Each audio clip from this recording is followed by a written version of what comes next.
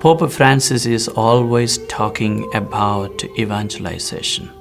And the evangelization really is the mission of the church. And therefore, I would say each and every one in the church is a missionary. We have to proclaim the good news for the people who do not know about Christ. Of course, a priest in a parish is a person who does a lot of things, but ultimately, really more important is a person who is being a symbol of Christ, a sign of Christ's presence, especially as a good shepherd, someone who's still letting Christ be seen, touched, known in a community, especially as the leader, the person who's gathering people together, uniting folks, so that at any given time, when there's an opportunity for people to be together, they've got a symbol of a leader in their presence, in their midst. All during your priestly ministry, you were on call, and you were on call no matter what happened. In other words, you were always, you might say, you were always sort of in motion.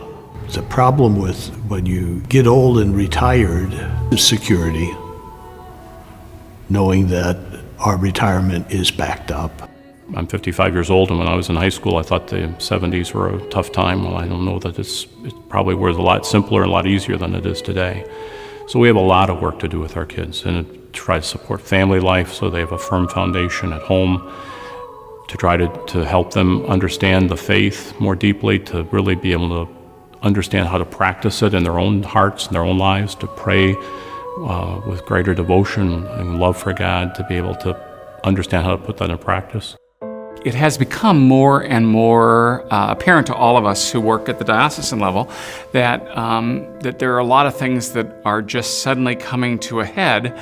We've been kind of holding our own, but now we're starting to lose ground.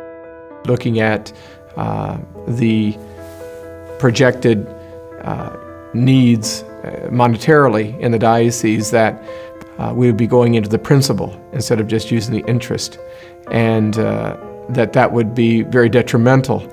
There are three critical areas of importance this capital campaign is designed to address: meeting the needs of our retired priests, the happy circumstance of our growing number of seminarians and the funding for them, and the needs for youth formation. The retired priests that we have, they've done a tremendous job. Many of them were pioneers of the diocese, and this is an opportunity for us to show our gratitude to them.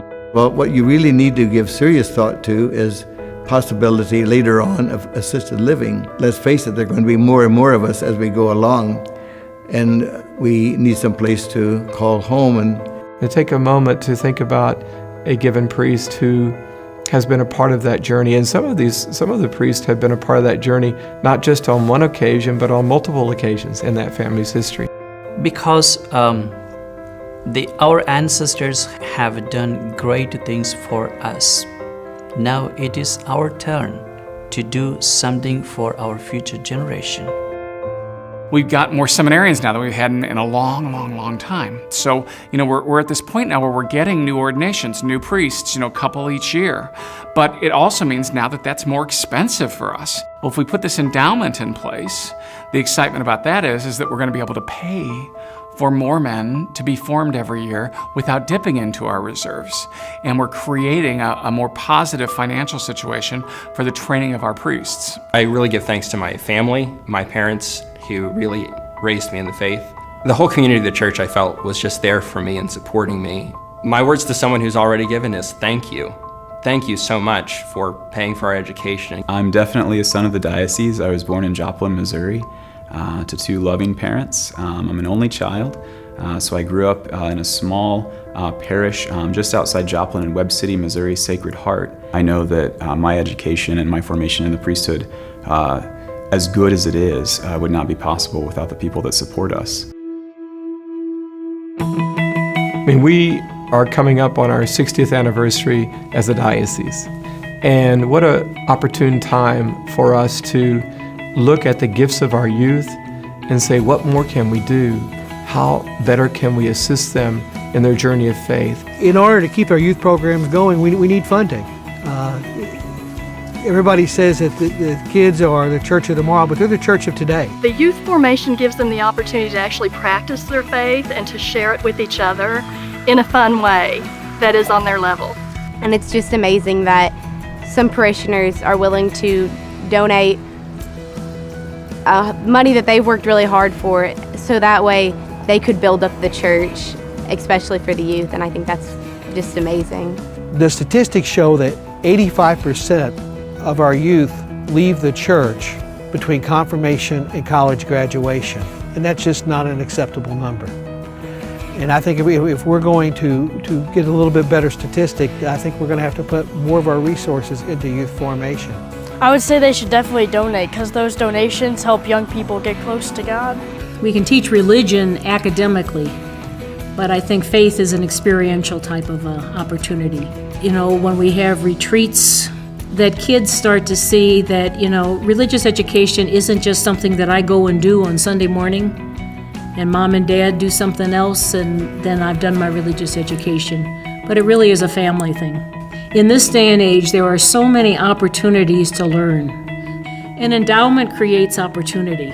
So the capital campaign has to be seen as a separate piece. It can't be seen in conjunction with DDF. It can't be seen in conjunction with our weekly collections. It can't be seen in conjunction with our national collections. It can't be seen in conjunction with any of those other things. This is above and beyond, and so it is a special sacrifice. We priests, we are diocesan priests. We work in parishes, we work in prisons, we work as teachers, we work in hospitals. All of those are part of our ministries. I was called to be a priest of the Diocese of Springfield, Cape Girardeau. And because of that, this campaign reminds me of the relationship I have with all the parishes in the diocese, not just the 11 that I've served so far, but of all of them. And I desire good for all of them. We're up to each one of us individually. I wonder how effective we could be. However, as Catholics of Southern Missouri, we can pull together and do great things for God. I've been a priest in this diocese for 48 years, and I look forward to working with you in this diocesan effort. You can participate in the capital campaign first by praying for its success.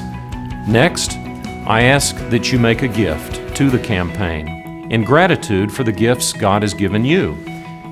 In each of our lives, the gifts of others who have gone before us have been extremely significant, providing our diocese with a bountiful legacy.